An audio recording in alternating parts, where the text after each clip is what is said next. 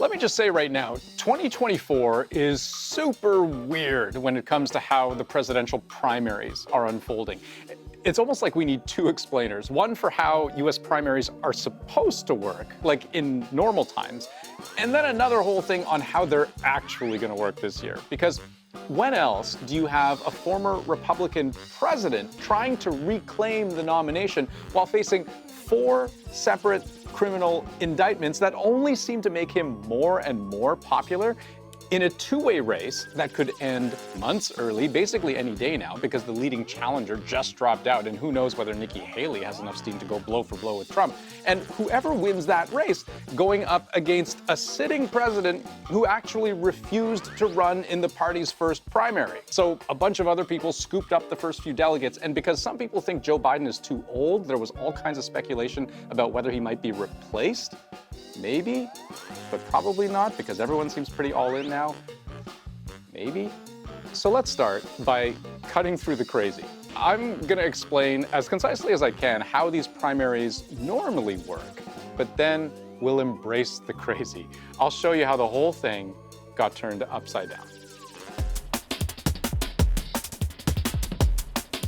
So the point of this whole presidential primary system is to choose which candidate from each party will appear on the general election ballot in November.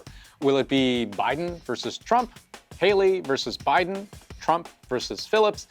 You get the idea. They're deciding who can run for president.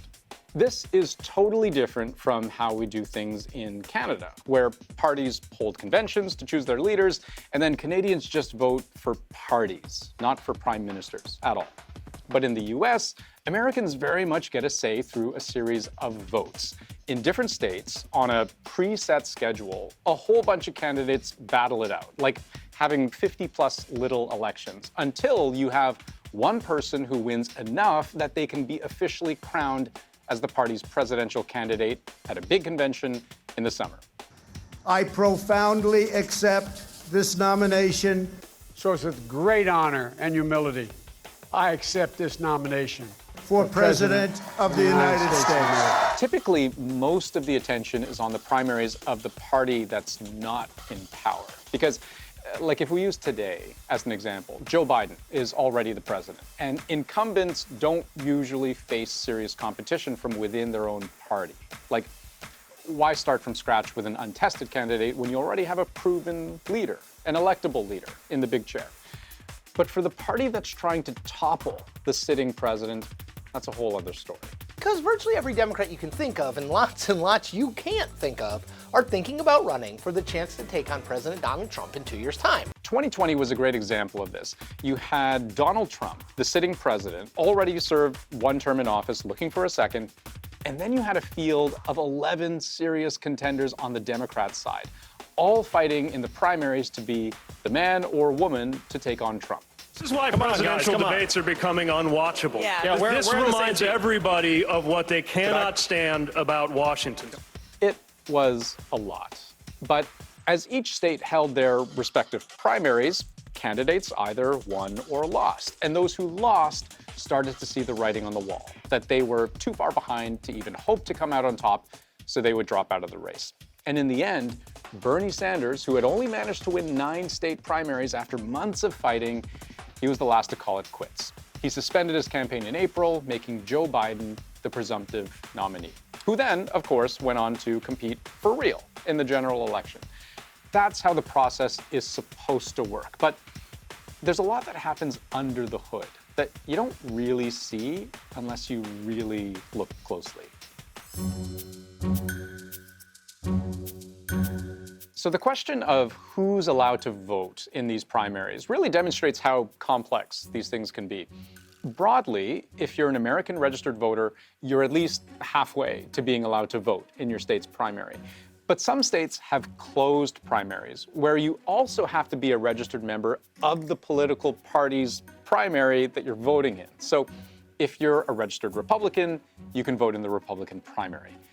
But then you have open primaries, where any registered voter can vote in either party's primary. So a Democrat could choose to vote in the Republican primary, just as an example. And then you have different versions of all of this. partially closed, partially open, where there's some flexibility built in. You still with me? So who gets to vote varies by state, but who are you actually voting for? Well, in a primary, you're not actually voting to nominate a candidate. You're voting for a group of delegates who then go on to vote for your candidate at the big party convention that comes later. So let's look at how the Iowa race played out in mid-January this year. In that state, there were 40 delegates up for grabs, Republicans only. Democrats have their Iowa caucus in March. Trump won the most votes, so he gets the most delegates. Ron DeSantis came in second, Nikki Haley came in third, and Vivek Ramaswamy came in fourth. So accordingly, based on their share of the vote, they all get a share of the delegates, who will then go on to vote for the appropriate candidate in July at the Republican National Convention to make it official. But wait, because this system is so complicated, that's just how it works in Iowa. In Illinois, just next door, it's winner take all. You get the most votes, you get all 64 delegates. And the rules even change by party. So Democrats, to use another example, they have a hybrid system for every state.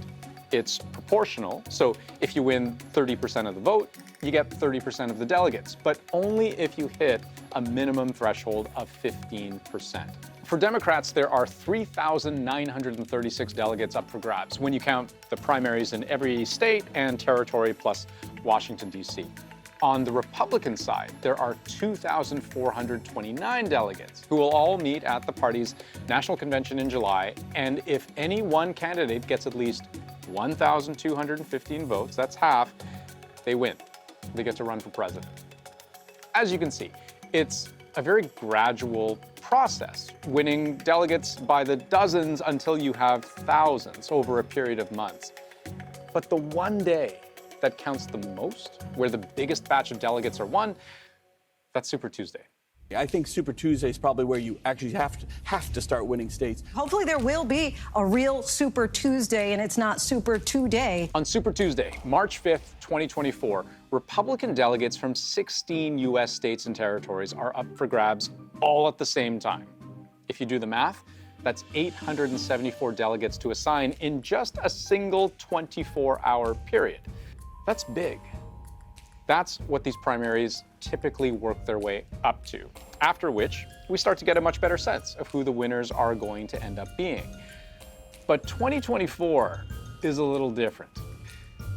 Actually, it's a lot different. It's almost as if there are two incumbents running against each other or running for their party's nominations in order to have the chance to run against each other yet again. Like, we haven't seen that in the United States since the 1950s, that kind of repeat election.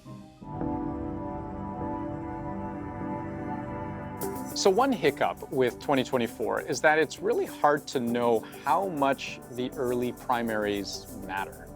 Donald Trump has begun the Republican race for the White House with a landslide victory in the party's Iowa caucuses. The Fox News Decision Desk can now project that former President Donald Trump will win the New Hampshire Republican primary.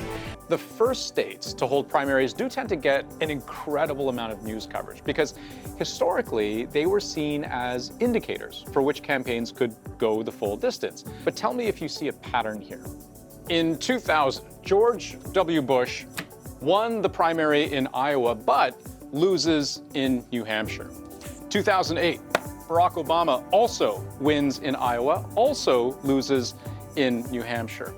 2016, Donald Trump loses in Iowa, wins in New Hampshire. And finally, 2020, Joe Biden loses in both Iowa and New Hampshire. All four of these candidates went on to become president. Again, what's the pattern? It used to be that Iowa and New Hampshire would basically introduce candidates to the rest of the country. Nowadays, candidates are much better known much earlier in the process, like months ahead of time. And so I think that reduces the influence of those early states. It's also worth mentioning, Iowa and New Hampshire are overwhelmingly white states. So as bellwethers, maybe not so representative of the American public. Not only does it not look like the United States, but even more so, it doesn't look like the Democratic Party. And a big part of Biden's support, of course, is among people of color. In fact, there's been such disagreement over how the primary season calendar should roll out among Democrats that Joe Biden didn't even appear on the New Hampshire ballot this week because Democrats haven't sanctioned that primary at all because they wanted South Carolina to be the first primary. You see, the state of New Hampshire puts a lot of stock in being the first in the nation primary every election cycle. And yes, technically Iowa goes first, but that's a caucus, not a primary, which is basically the same thing, but it unfolds a little bit differently. People stand on either side of the room instead of voting, like in a regular election. Anyway, New Hampshire prides itself on being the first, but Joe Biden, you'll recall, lost in New Hampshire last time around. His first primary win in 2020 was South Carolina, where black voters turned out in a big way for Biden. So I think what we might be seeing is that we're moving in a direction where it's not winning any one particular early contest. It's doing well enough in enough early contests and putting up at least one convincing win to stay a viable candidate. The party wanted that to be the first Democratic primary of the season, but the state said no. It's actually state law that they have to go first before every other state because it's the law. So Democrats stripped the state of all of its delegates. Yes, it can do that. And the show goes on. Joe Biden was not on the ballot, but even as a write-in candidate with 21 other people whose names were on the ballot, President Joe Biden, it is projected, will win the New Hampshire Democratic primary. I don't think you're ever going to hear Joe Biden say the name Dean Phillips between now and the end of life on Earth. Barring some sort of unexpected catastrophic event, Joe Biden is going to be the Democratic nominee. And consider things from the Republican side. The season has barely started, but after just the first of 56 primaries, there are only two people left, Trump and the next president of the United States, Miss Nikki Haley.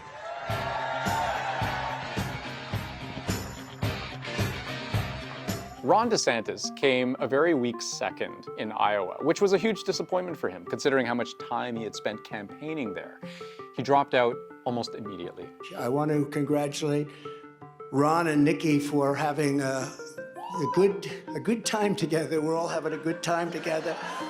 And now the biggest question is, how long does Nikki Haley stand and continue to fight this freight train that is Donald Trump? When does the competition become a coronation? We know how working class voters in more rural parts of the state are going to vote. They're going to vote for Trump.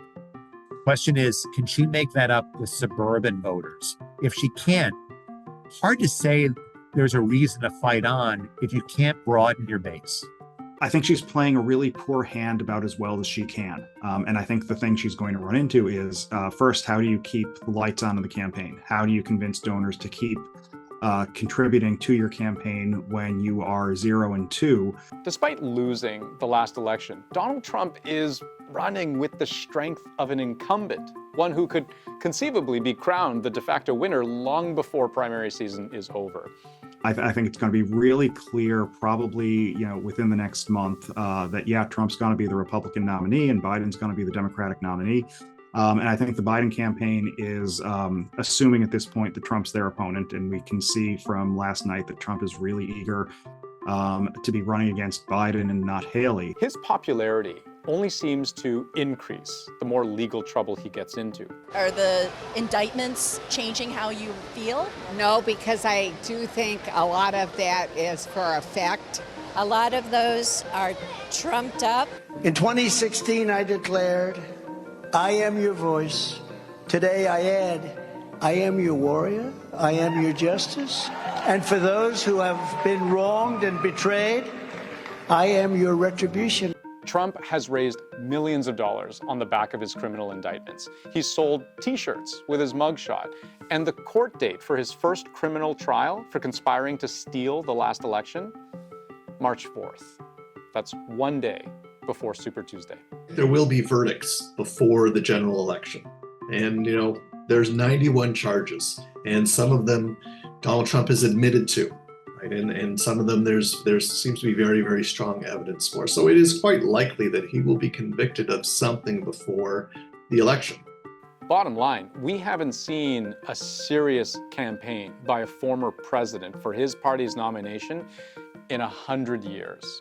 Trump's impact on primary season is unprecedented. And right now, we just don't know whether somehow this whole process gets dragged through February, March, April, May, June, all the way to July, when all of the campaigning, the voting, the politicking, when it all becomes real and the Republican Party chooses its next presidential hopeful, or whether, no matter when you watch this video, this all just ends tomorrow.